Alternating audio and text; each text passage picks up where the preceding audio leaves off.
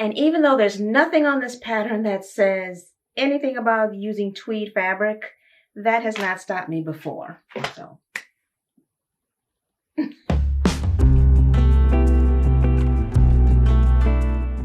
Hi everyone, and welcome to my channel. If you're new here, my name is Kyla, and if you're one of my returning subscribers, thanks so much for stopping by.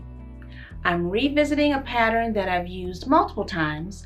Most recently, a couple years ago, I made a denim skirt, some of you may remember if you've been here that long, out of view C, and it turned out great. Now I'm making view E, which has the flounce on the bottom, and I'm using a metallic tweed fabric. I've worked with metallic tweed before, making a jacket, just simple line with pearl design trim, but this is the first time that I've worked with tweed for a skirt. But I think that even though it's not a fabric that's recommended on the pattern, I think it's going to work out. So let's get started.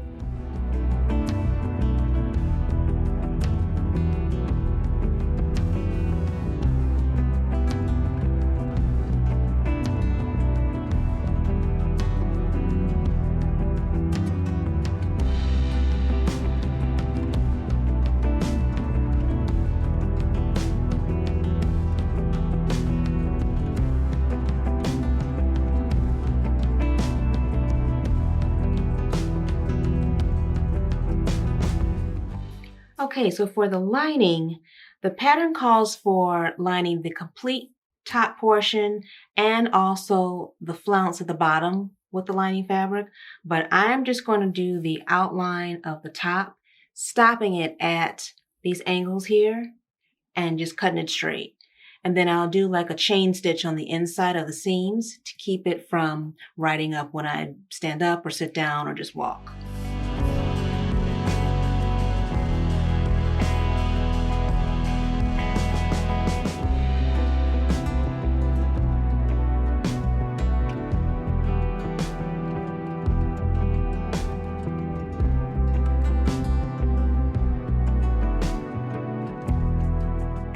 The curved edges lay flat and don't ripple on both sides of the skirt. I'm attaching a strip of fusible interfacing to both the front and back on each side.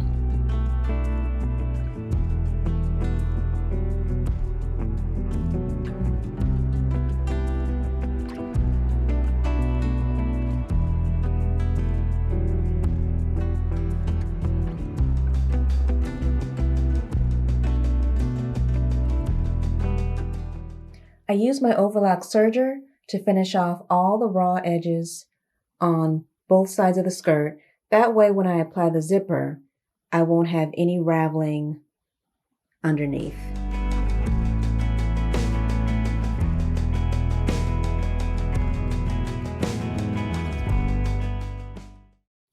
I press the seam on the wrong side, and you can see how flat it is and how I don't have a ripply effect. And now that I've added a basting stitch at the top, just the length of the zipper, I'm going to pin that behind there and stitch that in place. And then it'll really start to come together and you'll see just how smooth those curved sides will be. Putting that interfacing on fabric that has just a little bit of stretch to it or that's been cut on the bias is really, really a good idea.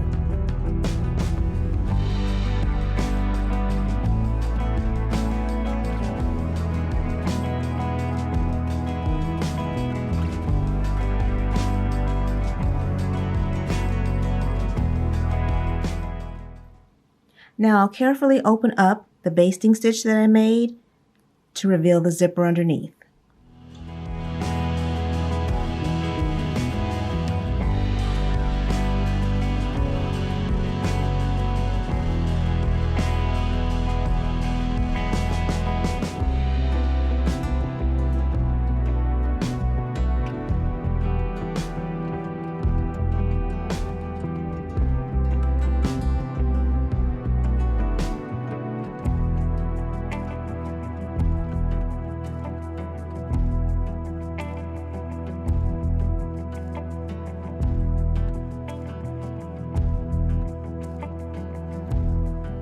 Now I have the flounce pinned in place at the bottom, and I'll stitch that all the way around.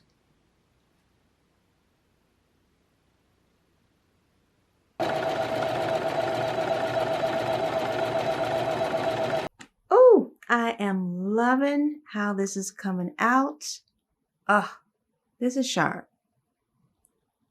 All right, I can move along to the lining and get that attached to the inside, and she's done.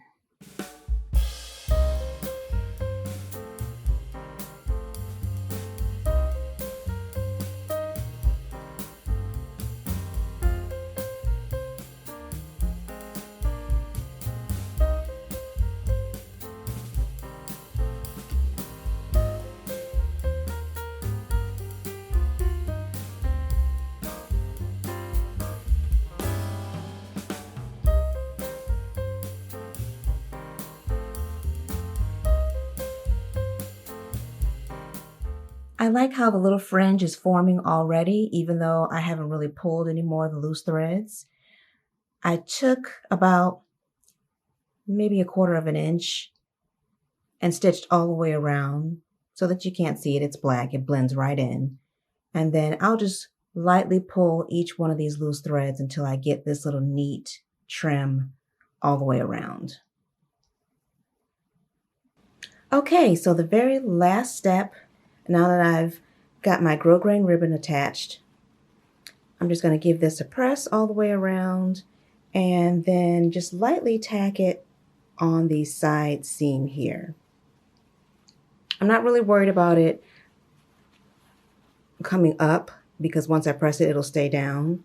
But I just want to reinforce one corner here, and then also it'll be reinforced when I attached a hook and eye right up at the top of the zipper. So that'll keep this side down as well. And then she is complete.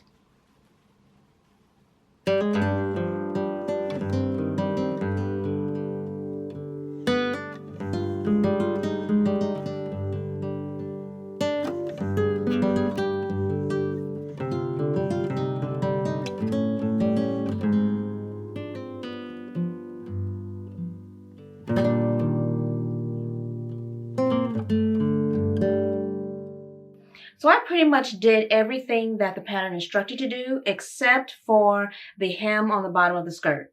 I left those edges raw, stitched around, and just pulled the few loose threads that were hanging just to give it that nice little fringe edge effect. But you could definitely finish yours off if you want the more polished finished look. And I'm really glad that I had some leftover interfacing to use to make strips on both sides of the skirt, front and back pieces, because being that I turned the fabric to the side because it's cut on the bias, and because tweed is almost like a sweater knit, maybe like a cousin of a sweater knit, it really gave it more stretch and more buoyancy to the fabric. And that really helped to make my edges smooth, and I didn't have that ripple effect. It would have been nice if I had stay tape, because that's what you should use if you have it, but since I didn't, the interfacing worked out just fine, as you all saw. All right, so that brings us to the end of today's video. Thanks so much for stopping by and watching. And if you can find that pattern, because I believe it was printed in 2004. So it's probably still circulating somewhere online. You all know that items will live out there longer than we will. But it's definitely a good pattern to have in your stash. It's quick, it's easy, and a very nice beginner-friendly pattern. So I hope you all enjoyed today's video. I will see you all in the next one. Take care. Bye, everyone.